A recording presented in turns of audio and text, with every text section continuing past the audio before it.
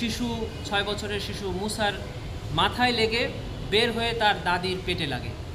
সেখানেই দাদি মারা যায়। মুসাকে চিকিৎসা দেওয়া হয়, তাকে সিঙ্গাপুরে নেওয়া হয়, চিকিৎসা শেষে তাকে দেশে আনা হয়েছে। সে এখনও জীবিত আছে কিন্তু কথা বলতে পারে। আরও একটি অভিযোগ আনা হয়েছে, সেটি হলো, ওনার নাম কি, মোহাম্মদ নাদিম।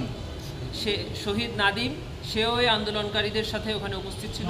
পুলিশের গুলিতে সে ওখানেই 19 তারিখে রামপুরা বনশ্রী মসজিদের সামনে জুমার নামাজ শেষ করে বের হওয়ার পরে তাকে গুলি করা হয়।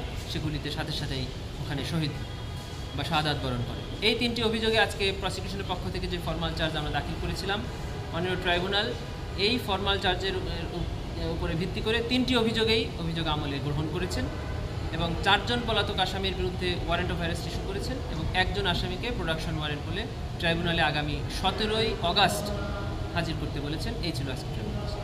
জাঙ্কার পোলেরটা এটা সময়ের জন্য ওইটুকু একটু বলে দেন।